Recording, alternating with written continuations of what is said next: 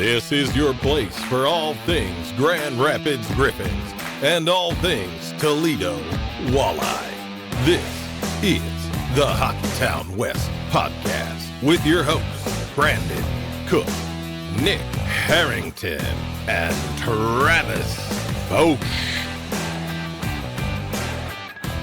Well, at least, the Grand Rapids Griffins are obviously in a playoff spot, but they did share one thing in common with the Red Wings this weekend, and that was disappointing fans on Fan Appreciation Day. Saturday was a rough day for fans in hockey in Detroit and Grand Rapids. But hey, next time we see the Griffins back in Van Andel, we'll be watching playoff hockey. Detroit fans, next time they're watching the Red Wings back in LCA, it'll be preseason. So I'll take what we have here in GR and be happy with it. Welcome back to the Hockeytown West podcast, everybody, your source for everything Grand Rapids Griffins and Toledo Walleye hockey. If you're looking for Red Wings talk and Red Wings coverage, we got two options for you this week. One, head over to our Patreon and listen to the 38-minute nonsense that we just got done recording for an intro for this episode, because all of our episodes go unedited over there at patreon.com/HockeytownWestPodcast. Or go check out the Grindline podcast, our friends over there, and see what they have to say about the 10th straight year missing the playoffs. I cannot wait to listen to that episode, honestly. I don't know if Greg is going to cry this time, because he said they were crying in our comments last time about that. So we will see. But make sure you're following the boys at Grindline Pod all season long and in the off season to see what happens over there to get all your Red Wings fixed, because we primarily focus 100% on the Grand Rapids Griffins and the Toledo Walleye. And of course, obviously with the Griffins is the future of the Red Wings when we're talking about all the prospects here. And boy, do we have a ton of signings and prospects to talk about this week. So let's just dive into it, because this is the longest signing list I've seen since probably free agency. Start off with a contract that doesn't start till next year, but defenseman Justice Christensen signs a 2-year deal with the Grand Rapids Griffins, an AHL deal. And that name might ring a bell for some Red Wings fans. He was a camp invitee and played in the prospect camp this past season with the Red Wings as well. Nick, you and I were lucky enough to get eyes on this kid during camp. And he was a guy that stood out to us as we kind of went into the season, and we kind of hoped that the Griffins or Red Wings would sign him and put him in GR this season, and we get to look forward to him next season. Yeah, it'll be interesting to see how the roster kind of shapes out for next year. So good to see the camp invitee makes his way back to the organization. And, I remember he was just kind of a smaller guy, fast though, and was able to move the puck pretty well, as from what I remember from training camp. Yeah, move the puck well. He is smaller. He's 5'9", which everyone was like, what, a 5'9" defenseman? This kid had zero fear, though. And from what I've seen in his tape, he doesn't have fear. He'll go to those dirty areas. He will grind hard to win the puck battles, and also can move that puck very well. Exciting to see if it's something where he's playing in Grand Rapids primarily next season. Is this a Toledo Grand Rapids type of guy? Obviously, only time will tell, but like you said, nice to see a camp invitee come back to the organization. And who knows? It'll be exciting to see what he brings to the table. I mean, he just finished up a season in the WHL with the Prince Albert Raiders, 63 games played, 18 goals, 30 assists for 48 points and 84 penalty minutes. So decent numbers, decent offensive upside potentially with him. And, sometimes you like to find these diamond in the rough defensemen in this situation out of a camp invitee to come in and play in GR. Ahead to the next signing, which this one is one we've kind of been waiting to see when it would happen. And it was Kiiskinen signing and getting assigned to Grand Rapids. And I know a lot of people looked at him as he kind of had an off year over in Finland. And obviously we're going to talk about his debut during this episode, but just reactions to him finally arriving in Grand Rapids. Gives us hope. Here's a guy that was overseas, right? That was in the beginning of the season, he was leading the Finnish league in goals. I think he had the gold helmet a couple times. Finally, he comes over. He's with the organization. He's not putting it off another year. Signs his ELC. It'll start next year because he's on the amateur tryout right now. Excited to see what kind of offense he brings. Who knows where he ends up next year, right? Like, is he here? Is he there? Detroit? Like, he's got some time to figure it out. I think he'll be primarily in GR next season, which is exciting for us based on what we saw at his debut. What I'm most excited with him is just this week, looking at that Milwaukee game on Friday. It's the first time we'll see Kiiskinen and Gibson match up against each other. Those were parts of that trade where we got Kiiskinen in that deal with Nashville or when we sent off Gibson there. So it'll be interesting to see those two on the ice together for the first time in opposing teams. I think the biggest thing with him is is it going to translate? We'll see. Obviously, you look at his point totals. He had 44 points last year, and he dipped down to 28 this year. little regression as far as point production goes. He scored 3 more goals than he did last year, but you don't know. He obviously had the big World Juniors this year. He had 9 points and had 5 goals in 10 games, and got an assist in his first game with the Griffins. That's an exciting piece for him. I think the one thing with him is just going to be, can he come in? Can he keep developing? And what kind of player is he in North America? Can he take that next step and get to Detroit? We'll see. Obviously, still a ways to go. He's a 7th-round pick, made it this year. So they've shown that, like, if anybody wants to knock the door down, we'll give you a look. It'll be interesting to, like, you wonder, like, could he come in, like, you see 17 goals, like, could he be that, like, Mazer fill-in while Mazer's still in Detroit for a few games? Obviously, he'll probably have Mazer back Friday or Saturday, but, like, I don't know, like, he was on the 3rd line, so it's maybe not that high in the lineup, but he's a right shot. He's not a small guy, plays a little heavy at points, so I don't know. It's just we'll talk more about what we saw in his debut when we get into the episode a little bit later here. But I think the thing that stuck out for me is, like, talking to our friend over at the Red Wings Prospects Twitter page, and for his game in Finland last year, it disappointed him, not because the totals weren't there, but the season before he had a ton of get up and go. He had a lot of FU in his game, and this past season kind of coasted. Maybe it was just, I'm kind of overplaying over here. I'm ready to go start my, North American pro career. Who knows? I don't know, Nick, you had another piece to add there? I was going to say the exact same thing. I think a change of scenery, just more, I think he maybe got bored over there, right? Like, what else is there to prove? And a change of scenery, because he came out, like, we'll get into that game, like, but he played very well here, I thought. Yeah, and there's some aspects to that game, if you just looked at the lineup, that you won't catch either. So we'll get to that in a little bit here. But on to the next signing. This one doesn't impact the Griffins this season, but it could potentially next year. As Noah Tower Nielsen has been signed to his ELC with Detroit that begins next year. Didn't get an ATO with Grand Rapids this year, which I think at this point, as you're catching on as we're going through this, we don't need any more forwards. So I understand why they wouldn't. I'm sure Trav's disappointed it wasn't an ATO in Toledo. But at the same time, he is signed, so we probably will expect to see him in GR next year, and we'll cover more about him in the offseason and our season preview as we get into next year and talk about guys when it comes to that. And then the other one, Dylan James, signed his ELC, a 2-year ELC, because that's based on his age, and signed an ATO with the Griffins for the remainder of this season as well. We have not seen him take the ice here yet, but can assume probably with these remaining 3 games, we might potentially see him. What do you expect to see out of him? And maybe a small sample size. Hopefully he gets some playing time, right? Like, I think there's nothing left to play for. There's 3 games left. Why don't you just throw him out there, see what he has, see if his skills will translate from college over to the AHL, maybe see a 3rd line. I think he's a gritty kind of like a gritty forward from what I remember. So hopefully a couple goals, like maybe some penalty kill time. I mean, he led University of North Dakota this season in goals. He had 21 goals in 40 games, plus 11 assists, so 32 points total, only 10 penalty minutes. But obviously, he's played some meaningful games in college as well, tournament games and all that stuff with North Dakota over these past few seasons. So I don't know, it'll be exciting to see him jump in and see what he can contribute. All these guys that come in and make their debut, you hope they have a bunch of gas in the tank on that debut, but what's the next game going to look like, right? That's what you always got to look for in that situation. But again, the roster just gets more and more complicated, and the forwards just keep stacking up for Coach Watson. And I don't envy him when playoffs come around, because it's going to get very complicated here very quick. Travis, any thoughts on Dylan James from you? He kind of excites me a little bit. Over his progression, he went from 8 goals to 9 goals to 14 to 21. So guy that figured out how to score at the NCAA level. Obviously, we'll see if it can translate to the American League. Yeah, for sure. Last signing was announced today before we recorded, thankfully. Thanks, Griffins, for doing that beforehand. But Keenan Draper is signed a 2-year deal with the Grand Rapids Griffins and an ATO for the remaining of this season as well. One we kind of wondered if he was going to get signed. Obviously, the stats aren't mind-blowing with what he's done at Michigan, but at the same time, Chris Draper's kid, 7th-round pick. You never know what you're going to get when they step into the pros, kind of that situation. Yeah, I watched him a couple years ago. Wasn't super noticeable. Watched him again this year a little bit. The one thing I could tell from him is he was big. He was big for college. He was pushing kids off the puck. He was winning the puck battles. Probably plays a lot like Draper, if you remember Draper playing. Just a, in your face, kind of a gritty guy, right? My guess, I was texted Travis earlier this week is it was weird that he hadn't signed yet when Michigan lost. I was waiting for that signing to come through, waiting to see if hopefully he gets some time in Toledo. I think Toledo, he'd be a great option for Toledo. That contract's a two-way AHL deal, not a Detroit deal. So you could see him in Toledo for, the remaining year, I would guess, or he's just a black ace for Grand Rapids.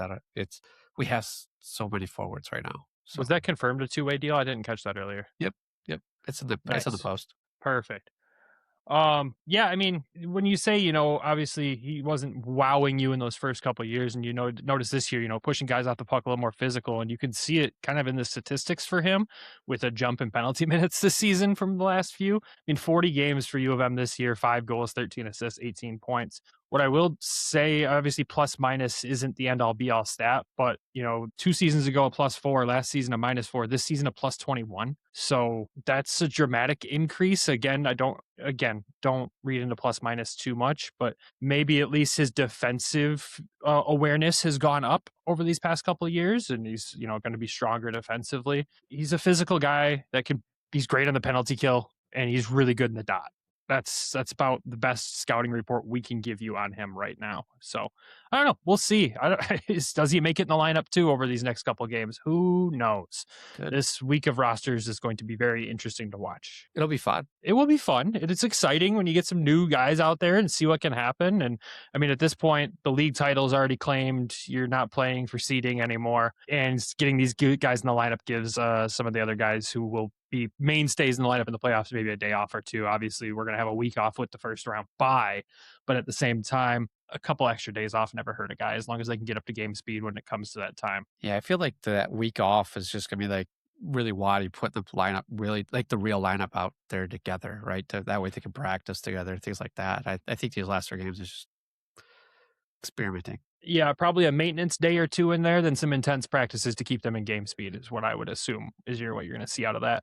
That's it for signings. We got some transactions, though. This one frustrated all of us, but it did lead to something cool on Friday that we'll get to a little bit later. But Michael Postava was called up by the Red Wings and practiced with the Red Wings on Friday, and that's all he did. So they called him up for practice to give John Gibson a maintenance day, and I'll continue to say it as I've said it all year. You take the hottest goalie in the American League and bring him up for a practice. It's an absolute joke to me. He should have gotten a game at least this year, but both goalies should have gotten a game this year in Detroit, and we'll talk about that more later. BN was called up today to be put on the 4th line by Todd McClellan. Love that move for all of us.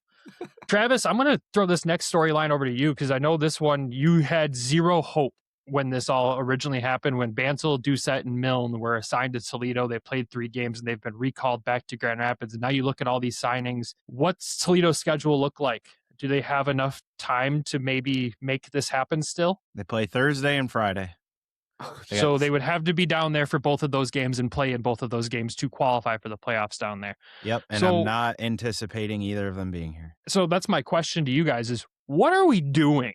Because this happened last year with Hunter. We remember that very well. And here we are again where we see this brief glimmer of hope that the Red Wings and Griffins are going to help give Toledo some support. We're going to give them some AHL contracts and have them down there for the playoffs and playing. And from my perspective, I looked at it as the Griffins are going to have guys playing playoff games that if an injury happens, they can call them up. They are fresh, ready to go, get in the lineup they've been playing. They don't have to get up to game speed.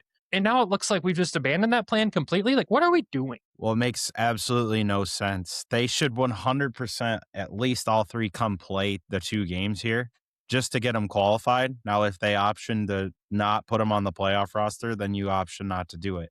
Or maybe they're instructed not to do it. I don't know.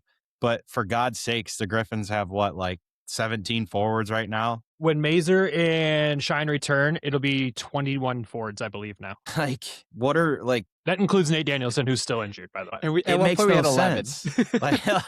At one point, we had 3 ECHL PTOs and Brandon Hawkins on the team. I don't know. I give up trying to think about it. I when this happened, I said it's not going to matter because they're not going to get 5 games. I hope it happens, but I don't think it's going to. I have a question. Do they actually have to play those games or do they have to be on the roster? They have to play. They have to play. Okay, because I know at Detroit when they dropped Shine and ASP, they didn't have to play. They just had to be on the roster at a certain time. So I just wanted that clarification. They could have sent Hunter down last year. He could have played 1 shift and it counts as a game played. And he could have went back to Grand Rapids and he would have been on the playoff roster for Toledo. Or eligible. So I posed this question to Brandon after the game Friday is, do you want that to happen? Because you still got guys that have played all season in Toledo that are now not going to be able to get a chance to play in the playoffs because you'll have to make room for those 2 guys or 3 guys. It's the same argument with all these college kids that Toledo signed. They're going to have some very difficult decisions regardless. It always is. And obviously we'll talk more in detail about that with the Toledo episode this week. So stay tuned for that. Make sure you check that out when we drop that. But it had to be brought up in this one because, again, you saw the sign that, oh, this might happen. And here we are with it not happening. We have 2 games left in the walleye season. And like you said, Trav, it might be something where those guys opted not to go. It might be something where the team said, no, we're not doing this. Who knows? I don't know. But at the same time, if I'm a hockey player and playoffs are in front of me, I don't think I care what level I'm going to go play at. If I'm in the position I'm in with like those guys are, I'm going to go play hockey. That's me. That's what I like doing. Right. So I don't know. This is baffling to me if we do this for a second straight year. And I feel the frustration from the walleye fans and I empathize with it big time there because that's extremely frustrating. It really is. All right, moving on from that. We're going to do this episode a little differently this week. We want to know how you guys like this format. We're not going to go game by game like we usually would, talk about every single play that happened. We really focused on some storylines from this weekend. We're still going to give you a quick game recap of everything that did happen this weekend for the Griffins. Though you had 2 games. You had one Friday at home and Saturday at home to wrap up the regular season at home. On Friday, you had the Chicago Wolves come to town. The Griffins dropped that one 4-1. Unfortunately, it's just not when you want to lose like that. It was a very frustrating game to watch as a fan, I would say. Not a lot of oomph and go from the team. The Griffins, they did get a power play goal in this one. It was their only goal of the game. It was by MBN. Very nice goal from him. Another rocket off of his stick, as you would expect to see from him. Gus and Leonard had the assist on that. Then everything else was all Chicago in that one. The weirdest part was the goalie change for Chicago because Kochetkov was assigned there for a conditioning stint. He played 1 period, and which was pre-planned, obviously. Miftakov came in at the end there, which I forgot to ask Coach after the game. Is it weird, like, when you have one goalie and he's not playing bad, you've got a goal past him and all of a sudden they're like, oh, here's another goalie. And you're like, oh, crap. All right. Well, game plan might be a little different. Who knows? But Griffins go 1 for 5 in the power play in this one. Chicago goes 1 for 3 on the power play. Trey Augustine, who we'll talk about here in a minute, made his debut in this one. We're not going to dive into the details on that. We're going to talk specifically about Trey after we get through these games. But that's really it with this Chicago game. Just a frustrating, disappointing loss. We head into Saturday. You have the Ice Hogs in town. Last time the Griffins played them, they beat them 5-0 on their ice. Well, this time Rockford beat us 5-2 on our ice. This is just another one of those games where it didn't look like the Griffins had it all together in this one, unfortunately. They went 0 for 4 on the power play. Rockford went 0 for 5. Sebastian Cossa stopped 18-21 in this one. The Griffins goal scorers were Alex Doucette, which was a really nice goal by him, honestly. He was wide open in the high slot. Seeger did a great job to find him. Raklovsky got the secondary assist on that. And your second goal in this game is the one play I think we'll talk about from this weekend was one of the sickest goals I've seen scored by the Griffins this weekend. A beautiful passing play between John Leonard, Jesse Kiiskinen, and Sheldon Dries to set him up on the doorstep to just tap this puck in, where it looked like he was going to try to tap it between his legs, but he didn't get the coordination down right, but still got the puck in the net. Easily one of the nastiest goals I've seen the Grand Rapids Griffins score this season. This is a beautiful goal. I loved it. I thought it was Gus because of the numbers, but you pointed back out that it was Genborg because of the 55 and the 56. It's hard to see in the press box. Genborg wasn't even on the play. I thought with the 55s, I'm looking at numbers. I thought it was him with the in between, but it was 15. Got it. 5. See, the 5s is the problem. Oh, Nick, oh buddy, a 1 and a 6 are vastly different to look at, but hey, but buddy. The 5s. Well, when they're turned that route, you can't really see the one. The goal scorer scorer was number 5. 15, assisted by number 16. You just see it in the number 19 on the corner. So I was like, Nick sees that 19 and thinks it's a 16 because I don't know, like it happens. But just an absolutely disgusting play. You wish you had seen more of this through the whole game, but that play was really driven by Leonard and Kiiskinen there, which I'm mentioning Leonard, Dries, and Kiiskinen on there, but the starting lineup had Kiiskinen on the third line because he was moved up to the first line at the start of the second period and played there for the rest of the game. Again, we'll talk about him more as we dive into some players here, but really great play, but really disappointing game. Maybe one of the more poorly officiated games I've seen this season because Yes, he almost had his first AHL goal too. It did find the back of the net, but they called him for a trip. Now, in reality, did he trip the guy before he shot the puck? Yes, he did. But the guy also skated into his stick and fell over, which if that's how tripping works now in the American League, that's pretty dangerous because guys can just go do that, draw a penalty. That's awesome. Good for you.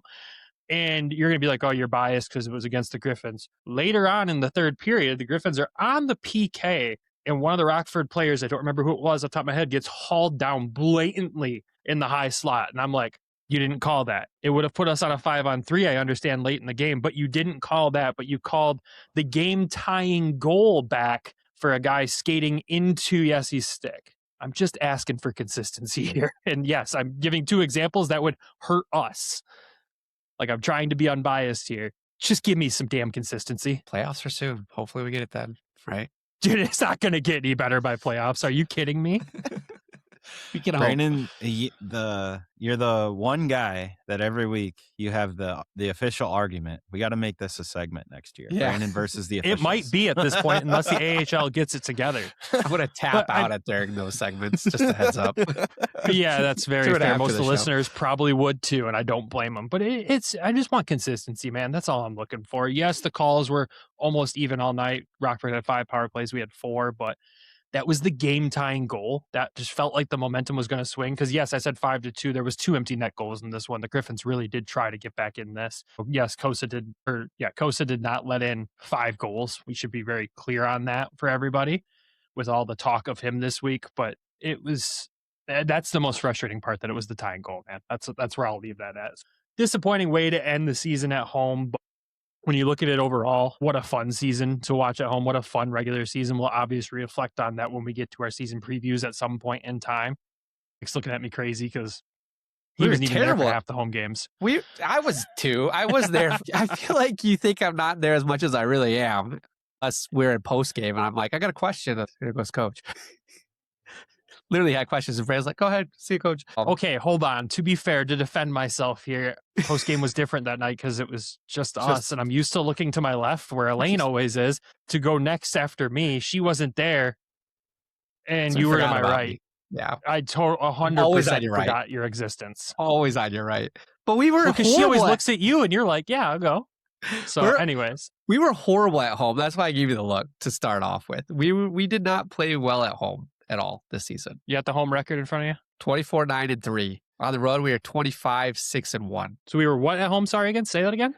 At home, we were 24-9-3. Man, that's so bad. That's worse than our road. Worse than our road. We lost 9 regulation games at home all season. What? Sorry, you froze. Buddy. We only lost 6 on the road. Okay, so we that's were even worse more amazing. But you can't look at a 9 loss. No, it was a fantastic, fun season to watch at home. Get out of here. I saw Travis laughing as soon as he read the stat. Oh. All I said was we were better on the road than we were at home. You said we were bad at home. We were bad at home compared to our road. Oh my God. All right. Power play might have been bad at home. Power play was atrocious at home, but that's a different story. Let me look. That's a different story. Good Lord. This guy. Anyways, let's dive into some of our storylines from the weekend. And obviously we got to start with Trey Augustine, right? Makes his professional debut on Friday night, which, yes, Nick, you were right. He was going to get a start this weekend. Congratulations for being right. Make sure I acknowledge that on the show for you publicly. Clip it now. Obviously, his pro debut didn't go the way he drew it up, right? You do end up losing the game. He stops 26 for 29. Not a bad pro debut when you look at it statistically there, but it does suck to have it be a loss. But at the end of the day, what did you guys think of his debut? And again, this is one game. We cannot judge what this goaltender is going to develop into and going to become based off one game. But what did you think? I'll go first. I thought he was nervous. We heard from pregame that he was nervous starting on that. And I thought it showed a little bit, right? He's kind of trying to get used to everything. I don't think he was planned to start until Posty got called up, and I think that's where it kind of threw it in. I was like, I would hey, agree with you. Kid, you want to start tonight? And they probably told him the day before, but you want to start tomorrow? And he's, yeah, let's go. He had a chaotic week from what it sounded like as well, with the Mike Richter Award being presented to him.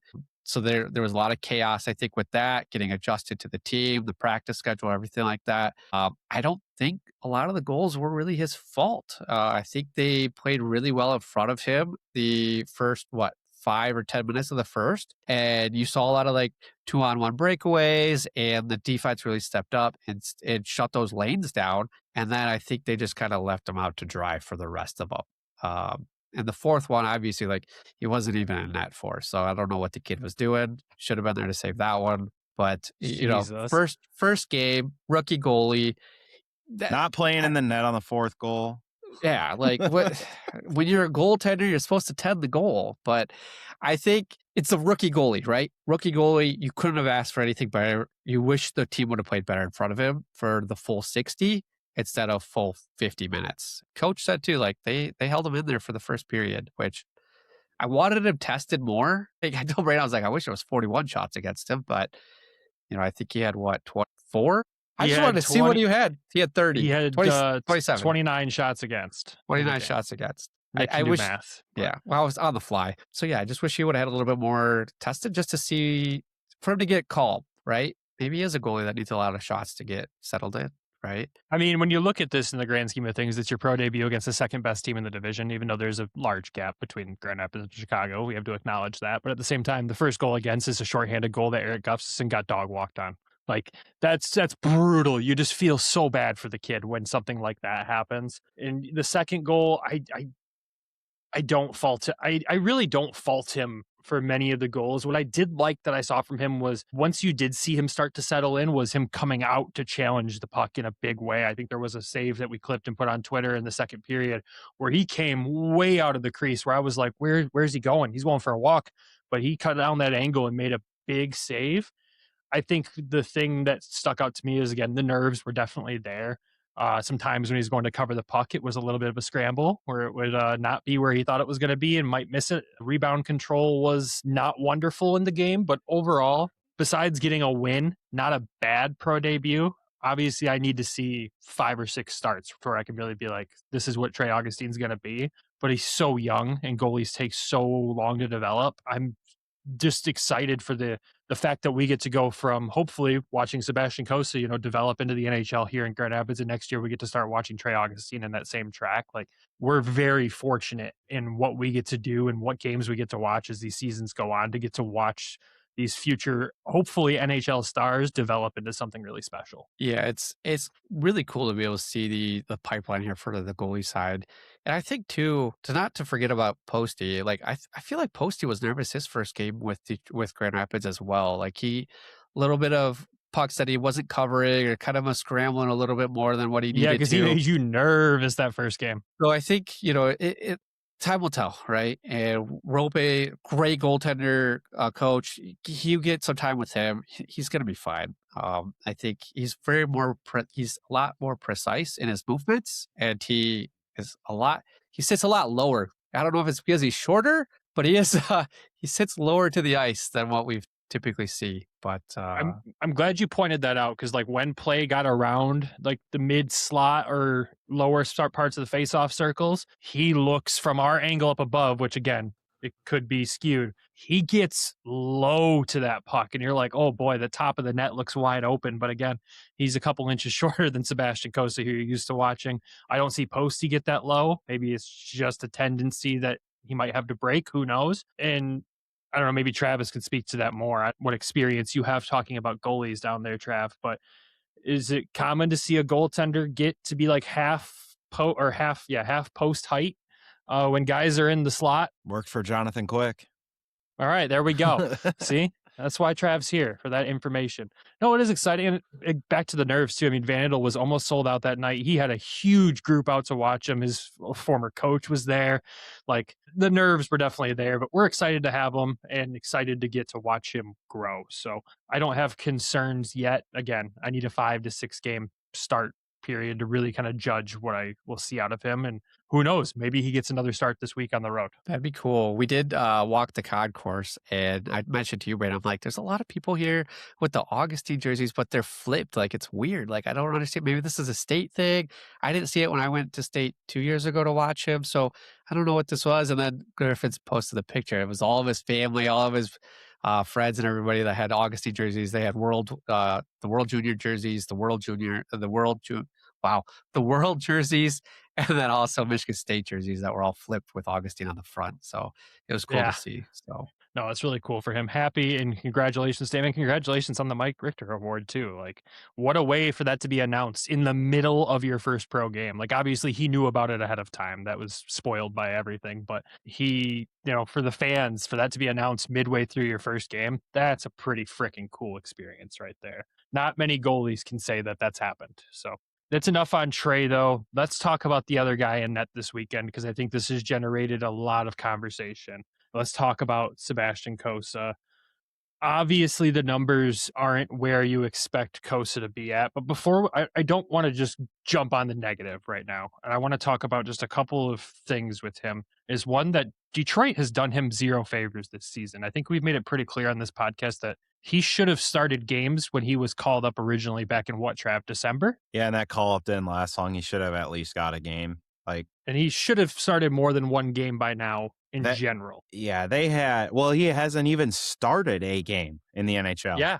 He came in relief in the second period. Like, he started the second period in his one debut, and he found a way to win the game. Like, it's going rough right now. Like, there's no denying that. He's had a rough stretch here the last half of the season. But you look at the season as a whole, like, I wish he would have played more. I don't love his deployment. I'm not going to lie. I get the Griffins had another great goaltender in Michael Postava emerge, but like, you want him to be the guy of the future. I want to see him play in 50 games. I want to see him play in that 50, 55 games. Like, I'm sorry, but that's just kind of the workload that he should be having at this point in his career. It's his fourth year as a pro. They drafted him to be the guy of the future.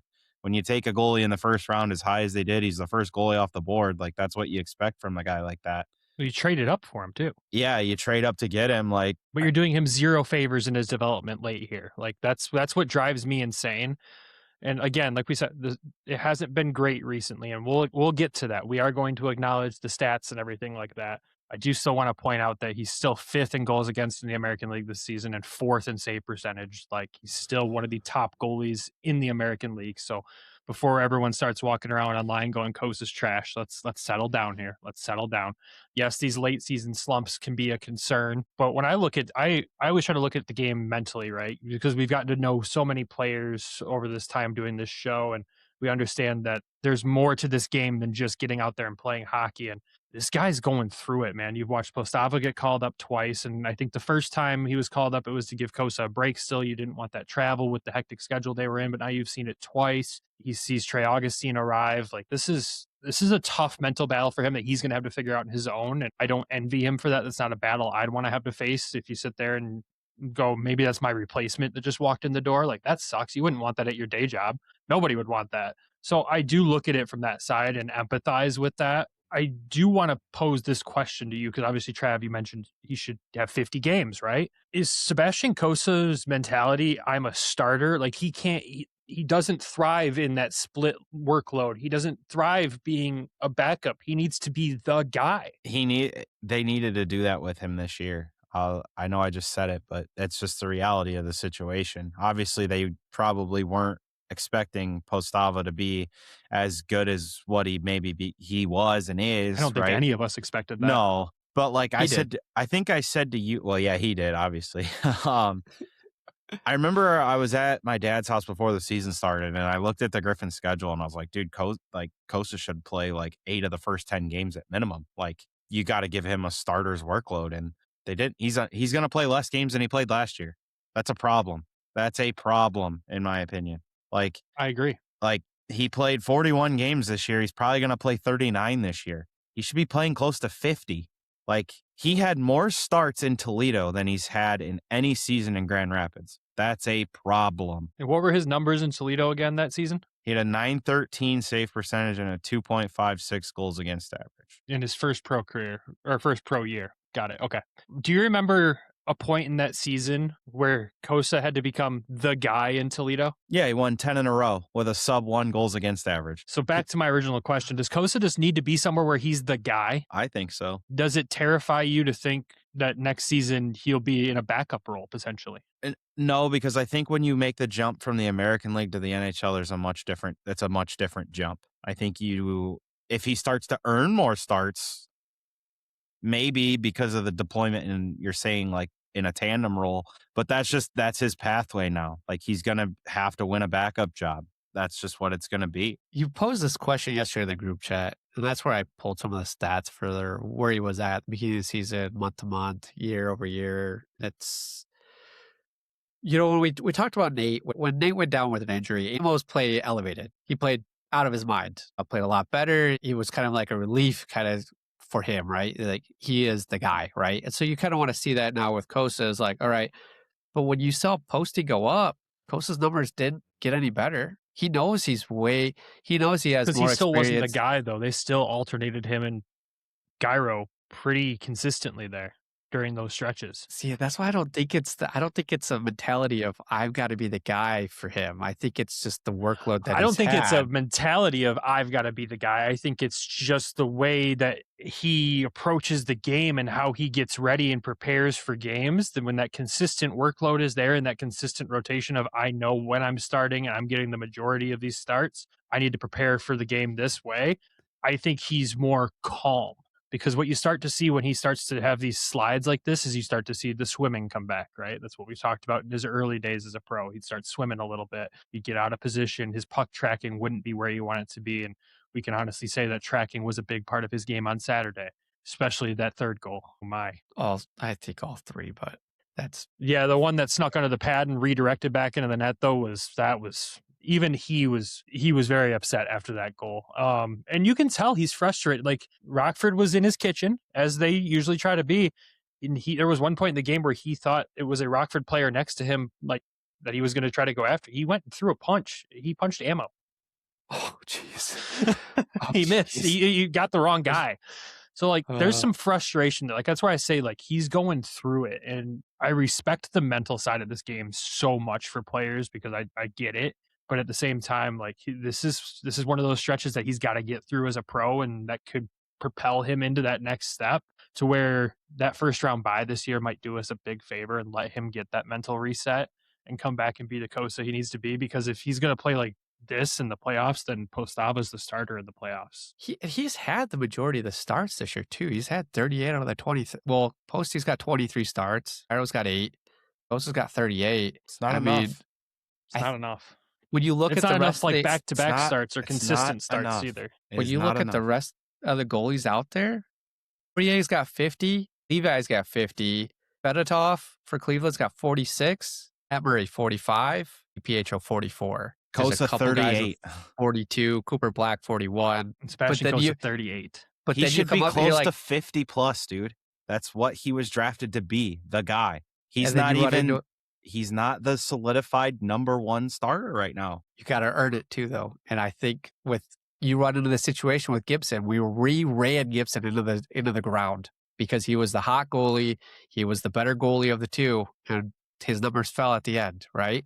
I mean, you can't have it both ways, right? Like if you play 50 and his numbers were still the same. But deploying a goalie is different in the NHL to the AHL with how many back-to-backs you have. Like obviously you have way more back-to-backs in the American League than you do in the NHL. So deployment it's more strategic, right? And I think Coach Watson's very good about trying to make sure the workload is, balanced at least enough for them. Because what are you going to do? Go Wednesday Cossa, Friday Cossa, Saturday Cossa, Wednesday Cossa, Friday Postava, Saturday Cossa? Like that's freaking brutal. Coach is going to put the team in the best position to succeed and to win. And Posty had hot numbers, and Posty took his shares. You can't sit there and say, well, we're already having the conversation with Gyro. Gyro needed more starts this year, right? 7 with 1.17 or whatever his crazy stat is. Well, kid's but a stud. He could. So. Right, the kid's a stud.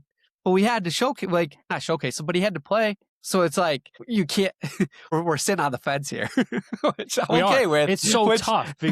Again, there's so many angles to look at it from. And for me, just if I put the fan hat on a little bit, this is a mental battle that he's got to get through. And this is a massive offseason, not to put more pressure on him. Sorry, buddy. But this is a massive postseason for him. And for him to come out there and do Sebastian Cossa things, because mean, we've all watched this guy for 3 years now. We know how skilled he is, how athletic he is. As somebody on Twitter said, he has 0 lateral movement. Shut up. You've never watched him play if you're saying that. Oh my God. The kid's good. He's just got to rein in the mental battle. And I think that's what he's going through. And once he does that, he's going to continue to be a stud. And we hope he gets it locked in for the playoffs, because I don't know what it'll do to his mental game if he goes into the playoffs and loses that spot to Postava. That's going to feel like a really low moment in his career. And you don't want to see a guy go through that, when, again, we all should be cheering for him. He's supposed to be our guy of the future. We want him to succeed, and you don't want to see him go through that. I just put the last thing that I have for it is what I shared in the group message too with him, is that each year he's gotten more consistent for a longer period of time. 2023 was pretty elite the entire year. March was a small dip. 24, small dip, big dip in February. He went from a 0.92 to a 0.873, and then bounced right back up. And then 2025 March was at 0.863. Now we could say too, like last month we were defending him because there was a lot of changes with personnel. We're playing 11 forwards, we're playing 7D, we're playing a very unorthodox lineup. We've got new guys coming in at this time as well. He has to get adjusted to those guys. Like we can see it. The team did not play well last month either, so we can make an excuse. Yeah, and his first start in March was on the 6th, and since then, he's had one game where it's under 3.0 goals against. Hopefully May becomes the bounce back, right? Correct. And then he plays really strong all the way through June and maybe July. Who knows how long the AHL playoffs will go. What's their schedule this week? July. Like what's the Griffins schedule this week? They have a game this week in Iowa on Wednesday, in Milwaukee on Friday, then wrap up the regular season in Cleveland on Sunday. Cossa, Posty. Like, yeah, if Detroit's not going to call him up and have him play these last couple of games, might as well just throw him in, right? I mean, they got to try to get him to right the ship before the playoffs. You can't go into the playoffs with some of the duds he's had. He's got to have a big game to end the year, in my opinion. I would argue and say you go Posty Wednesday, then Cossa, just because of the type of opponents that he'll be playing against. You're talking about a non-playoff team than 2 playoff teams. I think I'd rather him do that. I don't care if he plays Iowa and shuts him out. He just needs. I don't celebrate that. It's whatever. He just needs doesn't matter the opponent. He just needs a good start just to get him back into that right mindset going into the postseason. I don't care if it's the worst team in the league. He just needs to go out there and have a confident game. And the problem lately hasn't been like it hasn't been complete games that are bad. It's like these small sections of games where it's a goal, then a minute 30 later, another goal. Like there's been a lot of that recently where it's goals within a 5-minute span and then he's locked down the rest of the game. It's that one little 5-minute slip up that has buried him in these stats recently. So yeah, you got to lock that in. And hopefully he does. But we've talked about Sebastian Cossa, I feel like, for 20 minutes at this point. I have no clue what the actual time frame is on it. We're going to hit a quick ad break for those listening to the show. For those watching, we're going to jump right into the next topics. When we come back, we're going to talk about Kiiskinen's debut. We're going to talk about Anton Johansson and Gustafsson's pairing a little bit. Talk about the special team stat against Rockford that is absolutely wild. Our 3 stars of the week, and then a standings update around the American League with a little bit more of a playoff picture. And welcome back. All right. Let's talk about another debut from this weekend. On Saturday, Jesse Kiiskinen makes his American League debut. And like I alluded to earlier when we were talking about that game specifically, you see him on the 3rd line with Stachowiak and Trailmax. I'm like, there's nothing wrong with that. It bumped Roklovsky to the 4th line. Nothing wrong with that either. And I will speak quickly on Roklovsky playing that 4th line. That 4th line was the best line on the ice for the Griffins that night for the majority of the game. And it was actually really fun to watch. It seems like Roklovsky has learned a lot playing with Trailmax and Stachowiak so much recently that he took his knowledge down to that 4th line, and that line was driving the net hard, scoring chances left and right, and boy, were they causing chaos left and right in the game. But back to Kiiskinen, he skates out in the second period, starting on the 1st line with Dries and Leonard there, and Eddie Yenborg down to the 3rd line. And coach said after the game, just trying different situations, got to put him in different situations, see how he's going to do. And lo and behold, gets his first point in the American League and his first goal that was called back, as we already talked about. But heck of a way to make a debut. I mean, Nick, you watched a little bit of this. Just what did you notice from him before I go off on too much of a tangent and take all your talking points away? There's not going to be much for me, but he sounded like he was all over the ice. I know I listened to the game quite a bit on Saturday, and Bob was mentioning his name a lot. So he was all over the ice. His pace of play was good, right? I think next year he could be a 30 to 40 goal scorer in the AHL. I think he could fit in and replace the Mazer production. That's what I'd want to see, right? Am I crazy to think that? A lot Is that of a hot take? goals. That's Well, That's Mazer a didn't have burning hot 40 take. because Mazer was injured for half the year. But if he's scoring 40 goals, he's going to be in Detroit.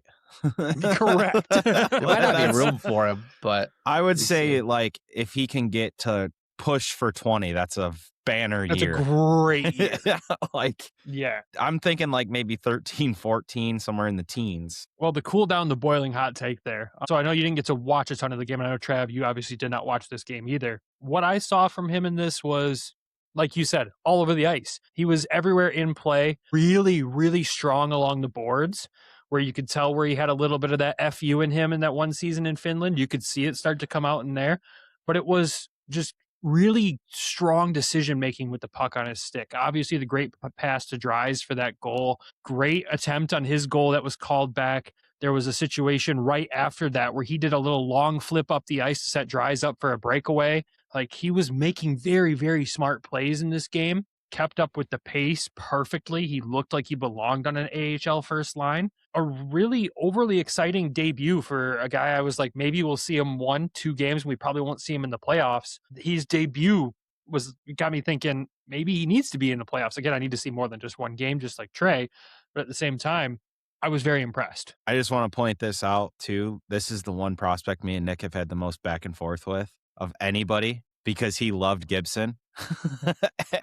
I'm big on defense. Let me clarify. I'm big on defense. I think And it that was like a big hole it was the entire World Juniors. Me and Nick were like going back and forth, like, "Hey, guess who just scored? Kiiskinen." And he's like, "Yeah, but Gibson's playing great." I'm like, "Oh, guess what? Kiiskinen just scored again." So I just wanted to say, like, just for the comparison for you guys, Andrew Gibson played 68 games so far with Milwaukee this year. He has 2 goals, 11 assists. Well, he's a defenseman. Yeah. Just saying. I think he's on the third line too. I don't know. I don't care. He's too far down in the lineup for me to be concerned. With Kiiskinen, though, I'm very excited. I think I love Nick's excitement of a 30 to 40 goal scorer, and hell, if he did it, I would be thrilled. But this is a guy that I've got to see a couple of games from still to make sure that consistency carries over. And if he's that consistent in 1 or 2 more games this season, I don't see why you wouldn't find a place in the playoff roster for him in the bottom 6. We'll see. It's a very crowded roster, obviously, but he brought an element that fits in all 4 lines that could play. Oh, I think he'll play games in the playoffs, 100%. You like 100%. Yeah. I'll temper my expectations as I went through the roster the last 3 years, 25 to 30. All right, not 30 to 40. I'll temper those expectations. But I would say Trail Max has 25 goals in 62 games this year, so you want him to do that. Yeah, I think that would be good. Maybe a little bit. I'll take it. I'll take that all day. Yeah. All day. No, really fun debut for him. Really fun to talk to him post game. If you haven't seen our interview yet, it's on all of our social pages with him. He's goofy. He's fun to talk to. Moving on to the next topic of the show. Anton Johansson and Erik Gustafsson together as that top pair. So we've watched in Grand Rapids some really good defensemen graduate. You've watched Mo Seider graduate from Grand Rapids, obviously one of the best defensemen in the NHL. Simon Edvinsson graduates, a fantastic defenseman. Fantastic defenseman in the NHL. He's going to get a nice big extension from Detroit, hopefully, here this offseason. Albert Johansson as well. He's had moments of greatness, moments of irritation, but at the same time, near the end of the season here, really seemed to turn it on, and he's a stable defenseman. You've watched a lot of those top guys graduate. ASP is back and forth. We don't need to bring him into the conversation necessarily yet. You're running out of prospects to be in that top pairing in Grand Rapids to develop. I don't think Anton is there yet in this top pairing, and I feel like he's holding Gus back a little bit. This is the worst weekend we've seen from Gus in quite a while. He got dog walked on that goal on Friday, burnt behind the net on Saturday. It feels like he's having to go out of his area of comfort and where he's the best to maybe make up for some mistakes. Because I think there's been quite a few goals that we can reference since Anton's arrived where we're like, where was Anton? I think it was Rockford's second goal or third goal in Saturday's game. And where was Anton? Genborg was playing defense for him. Anton was nowhere to be found. There was a guy wide open the puck gets to. That was Anton's man. He scores. Are we running low on these top pair prospects in the American League to where maybe they shouldn't be sitting in that position? But also at the same time, when you look at this roster, who should be sitting there? Is this the right person to be paired with Eric Gustafsson? I think is the big question I want to ask you guys. I don't think so. At least Friday, we saw a lot of odd man rushes. Not good at all. This is probably more than I've seen in a long time. Well, to be fair, to pause you there, sorry, the shorthanded goal that Gus got burned on, that was a shorthanded goal. Yeah. It was a little different story. But the other ones... Should have been an odd man rush, though. We had the more people. I'm aware, but I don't think Anton was with him at that point during that kill is what I'm getting at. Yeah, I don't know. It's tough. Like I can't remember who has he been. I feel like it's been a shuffle all season, right? I haven't been keeping an eye on the lineup too much on the D end, especially this last like 2 or 3 months with all the moves. So who has he been with? Gus has spent a lot of time with Tuo. He spent a lot of time with Volander. He spent a handful of time. No, that's basically been the 2, honestly. If I went back and looked at the lineups, I'm sure it would confirm it, but that's been the 2. Probably played the best with Wally, I would guess. Right? I would agree with that. And I think it's made Wally better too. Because Tuo is more of offensive, so he's going to go up, but so is Gus. So, yeah, probably Wally. And keeping him, I'm glad they split the Wally-Tuo connection from last year because that wasn't really working. You haven't seen it back this year at all, I feel. Unless it was desperation injury-wise or call-ups, yeah, we haven't seen that back. But I mean, I looked at it, Friday night, which I mean, I guess is something to point out too with the lineup as we talk about this more as I look back at it. Gus's partner that night was Tuomi, so it was Anton the next night. But maybe he needs to be with Laggy. Anton and Laggy. That's been Laggy's been a good pair for the veteran defenseman to like settle people down, and he's been making players better around him. Like he had ASP for a while. He had Volander, I believe, a couple points in the season. He's had Bouillon. They usually look better with him. Not to say that Gus doesn't bring the guys better around him. Like we just talked the last 2 episodes. Like he's had some crazy offensive weeks, but yeah, this was a bad defensive week for him. This was a bad defensive week. I think I'd like to see him and Bouillon for maybe these next couple of games. On the power play together? No. I just that's the top pairing being him and Bouillon. I know Bouillon's had his struggles too since he's come back since his injury, but defensively he's gotten much better over these past 2 weeks. I'd like to see that kind of run and go. Obviously, things are going to get shaken up when ASP comes back, but you've got to have a stable spot for Anton to develop. And I don't know if the first pairing is where we want him to develop at this exact moment in time. Probably second pair. That'll probably be the best spot for him. They got to shelter him like they did Wally when he came in, the Tuo when he came in. I'm trying to think of anybody else. Albert was every defenseman that's come into this organization has been sheltered for their first year. Every single one. I mean, shoot, I remember Albert Johansson third pairing. I remember Simon Edvinsson second and third pairing. Like it's happened to all of them. So why change that up? I don't know. But it was one of the concerns of the weekend, one of the darker spots on the weekend to pull up, especially with Gus. Those 2 goals stand out so much, especially that shorthanded goal. Oh my gosh. That's that goal. If you look up dog walked in hockey is in the dictionary, that replay is right there. It's exactly what it was. I don't know, Trav, you have any thoughts on this conversation? I'd put him with Laggy myself. I think it just makes the most sense. But like, who goes with him when ASP comes back? Like, because I think the perfect partner for ASP is Lagesson. I would 100% agree. And I say that because you've got the guy that's like that stay-at-home mentoring defenseman in Lagesson, and you can let ASP jump up into the rush. You can let him, execute a little bit more offensively, use them offensive tools that he's got.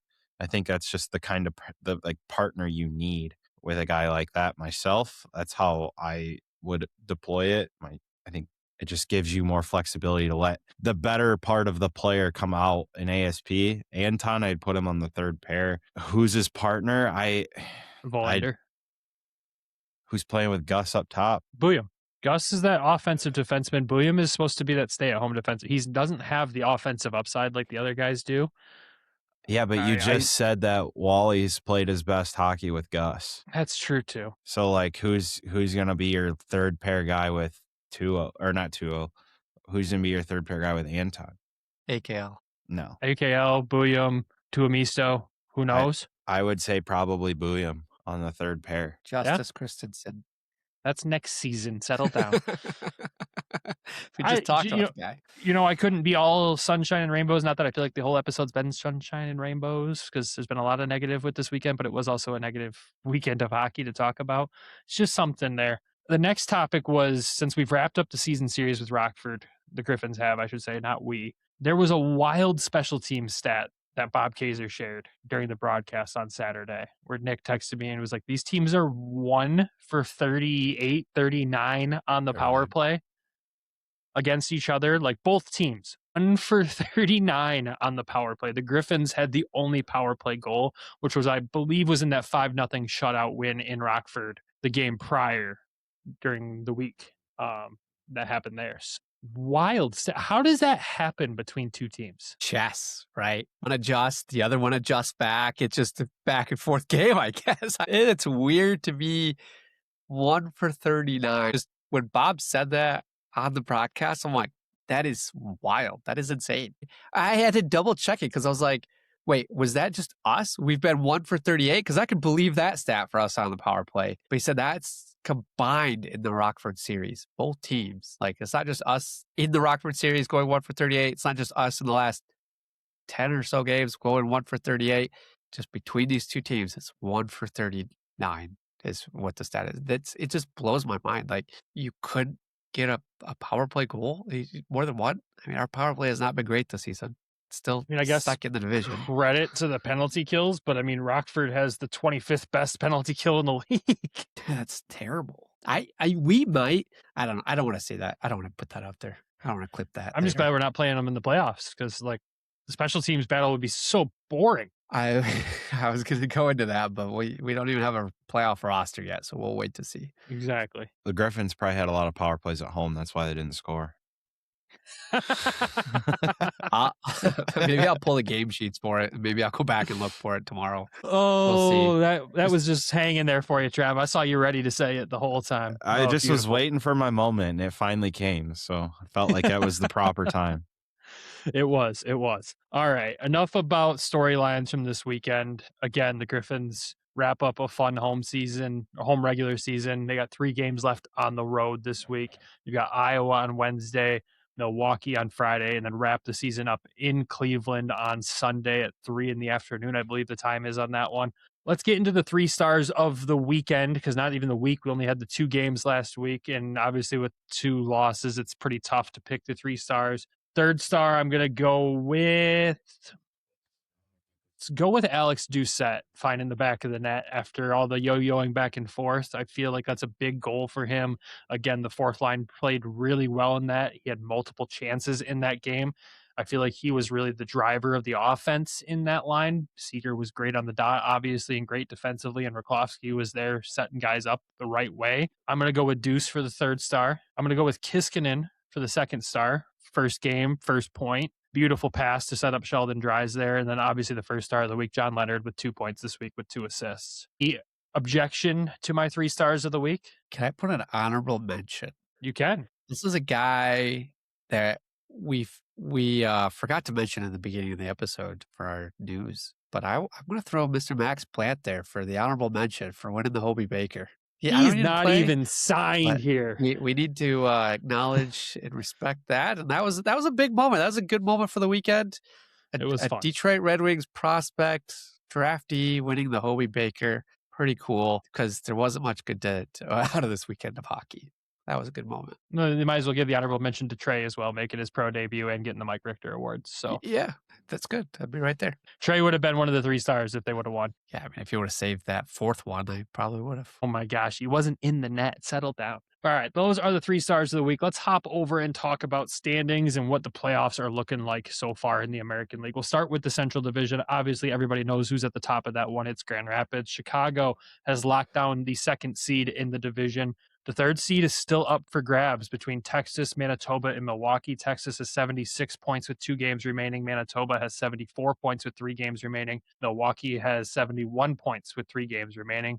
Rockford and Iowa have officially been eliminated from playoff contention over this weekend. So we don't know who our opponent will be in the first round that we play. It could either be Texas, Manitoba, or Milwaukee. Who do you boys want? Give me Texas. Milwaukee or Manitoba? Is that what you said? Texas, Manitoba, Milwaukee. Those are the 3 options right now. I say Texas. Whoever's in that best of 3, which will be the 4th and 5th seed, the winner of that plays the Griffins, for those that don't know. So if Texas falls down, which the math isn't in their favor, they could play in that play-in series and play Grand Rapids. I say Texas just because there's no better opponent for Cossa to get some revenge against than Texas from last year. Ain't that the truth? The team needs some revenge against Texas from last year. There's a lot of, bad that happened with them last year, but especially for Coast, like how fitting would that be? He had the rough outings in the playoffs last year to get them again and go through them. That you want to talk about a chance to potentially flip-flop what's been going on the last 10, 15 games for him. There's your golden ticket to do it, and it's to beat the team that, you didn't play well against in the playoffs last year. So I vote Texas. Go Milwaukee. This is a team that's had us we've been this close every game, overtime games, overtime winners, Zach LaRue, this is Cossa can step up. This is the revenge game, I feel. Zach LaRue was not assigned by the Predators in time to make their playoff roster, just so Good. you know. I'm happy about that. Me too. See what I did there? Because his nickname's Happy. So just get out of here. That's a team exercising some demons right there of Milwaukee, I would say. And it's closer. Less travel, better options for us instead of having to go down to Texas. Yeah, but the boys won't complain about going down to Texas this time of year either. No. Exactly. So, for me, I think I said it earlier in the season, I wanted Milwaukee just because the rivalry goes way back, right? It goes way, way back. But I like Travis's theory on Texas because Texas wasn't even in play there for us for a hot minute when we talked about that last time. I think I'm sticking with Milwaukee. The one interesting thing, too, and I don't know if you caught this, Travis, is that we did choose we are not going to be playing at home first. We opted to play on the road first. So yeah, Dan Watson confirmed in postgame that the next time we'll be in Manitoba will be game 3 of those playoffs. So they are starting on the road. Probably the first 2, right? 2, 3, 4. First 2 on the road, then the next 3 at home if needed. So fucking stupid. It's backfired before, so I'm still pardon my better French, on the road. We're better on the road. Pardon my language, but that's how I feel. It's so fucking stupid. Yeah. Nope. I'm not disagreeing with you, but we are really good on the road. So hey, Coach Watson making the wise decision there. But anyways, on to the Pacific Division. Ontario has clinched that division. They will have home ice at least for the division semifinals and the finals. Colorado has clinched their spot. They are in 2nd. Henderson has clinched their spot in 3rd. Coachella Valley is in 4th. They're also in the playoffs. I don't know if the seeding is determined specifically for all of them just yet, though, as we go on through here. San Jose is in 5th. Bakersfield's in 6th. And San Diego claimed the last playoff spot in the Pacific Division, eliminating Tucson, Abbotsford, and Calgary, who has fallen to the bottom of the Pacific Division. Abbotsford no longer is in last. That's crazy. Tough scene. Yeah. Tough scene. And Calgary's gone 1-8-0-1 in their last 10. So that'll do it. That'll do it. I'm sure the league loves that. Well, you got to remember too, they're starting a rebuild. So it's like there's going to be there's something way funnier with that, but I'm not diving into that on the show. There's going to be some dark days for them until they get some of them prospects coming in. They're all in Calgary. They're already with the NHL team. Zane hasn't played that many games with them this year. That's true. That's true. All right. On to the Atlantic Division. This is the one division that not all this playoff spots have been claimed yet. Providence is at the top of the division, and they did officially clinch the league title for the regular season. Sad day. The Griffins don't have a chance to get that, but at the same time, how can you argue with 110 points in those 70 games? Providence has just been absolutely unreal this season. Still 8-1, 1-0 in their past 10 right now. So congratulations to them, as much as that hurts to say. Wilkes-Barre still in second place in that division. Charlotte in third. Those should be the top three. I do not see that changing since it goes from 91 points in Charlotte to 72 in Bridgeport there. All four of those teams have clinched their spot. A reminder that the top 6 teams in this division clinch a playoff spot. So Hershey is in 5th at 69 points. Nice. Springfield is in 6th at 68 points. Lehigh Valley is in 7th place at 66 points. Each have 3 games remaining. Why do 6 people get into this at an 8 division? Because it's stupid. Because it's an 8-team division compared to the Central and the North where there's 7 teams. Just We're take not 4. We're not just okay. Just please, okay. We're not. Hartford eliminated at 58 points in that division as well. Head over to the North where all the playoff spots have been claimed. Laval leads that division but has not clinched the division still. They have 2 games left. Syracuse is behind them with 2 games left. Laval has 90 points. Syracuse has 87. So there's still a battle for a division title happening in the AHL, which is actually crazy to think about with only 2 games left for both of them. So it's going to come down to the wire there. Cleveland is in 3rd at 79 points. Toronto is in 4th at 78 points. So a battle for home ice and a best of 3 between the two, I guess. I don't. Who cares, right? At least they're making the playoffs, the Marlies. One team in Toronto, right? Yeah. Rochester is in 5th. They have been eliminated. Utica in 6th. Belleville has fallen to last in that division. Obviously eliminated as well. So all the teams that we joked about being last in the division all season long are no longer in last, except for Iowa. Yeah. I'm surprised they took this long to eliminate. We eliminated them the preseason. Iowa went on a tear there for a little while. They're still technically tied with Rockford for that last place spot, but Rockford has the tiebreaker right now. So the battle for last place in the Central between those two teams. Iowa has something to play for, I guess, on Wednesday. I don't know. But that's your full standings update from around the American League. The North Divisional one will be fun to watch and see who gets that. And it'll be fun to watch in the Atlantic to see, will the Hershey Bears get eliminated from the playoffs? I think a lot of fans around the AHL would not mind seeing that happening. I'm one of them. That's so close. 9, 68, 66. Yeah. With 3 games remaining for all 3 of them. I wonder if any of them play each other. I'm sure they I'd have do to because look. they all are in the same division. So Right. we don't play anybody else. Hershey's 3-6-0-1 in their last 10. Springfield's 6-4 in their last 10. Lehigh Valley's 4-6. So Springfield's the only one between the 3 playing well right now. I bet Hershey and Springfield get in. I mean, that's probably what the league wants, right? So who knows? Outside of that, I have nothing else to add to this episode. Nick, do you have anything else you want to add? I'm sure I do, and I'll remember it as soon as we hit done. That's classic. Travis, what about you down there? He's good. Well, that wraps up the episode. Thank you all for tuning into another Grand Rapids Griffins update. Before we go, we're going to thank our sponsor of the show, Everything Hockey Clothing Company. When you're shopping at everythinghockey.com, use code WEST. Saves a few bucks off your order and also directly supports the show. We appreciate all those who have already used it. We also got to thank our Patreon subscribers over at patreon.com/Hockeytown West podcast as well for all the love and support over there. And you guys got a doozy of an episode that's unedited this week, so enjoy. But who are the lovely people that get to enjoy that this week, Nick? We've got Jason C., Bex, Alan and GR, Bert, Rito, Zach, Darren Swartz, Peter Grell, Joe Schroeder, D-Boss is D-Boss, Tyler Ingalls, Claire Boughton, John in Florida, Elaine Grace, Griffin, not from GR, Randy Zick, Derek Sleazer, Lori and Alan Foch, Michael Asante, and Randy Zick. Thank you all for the love and support. We appreciate you guys so much. That is all we have for this week. Everybody have a fantastic week. Enjoy the last 3 Griffins games of the regular season.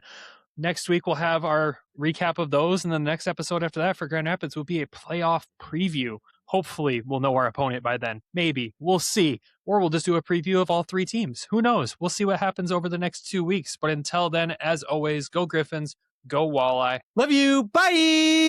Thank you for tuning in to the Hockeytown West podcast. Be sure to check us out on Twitter at HockeytownWPod and your hosts, Nick at GR Hockey Guy, Brandon at BrandonGR Hockey, and Travis at Trav in T-Town.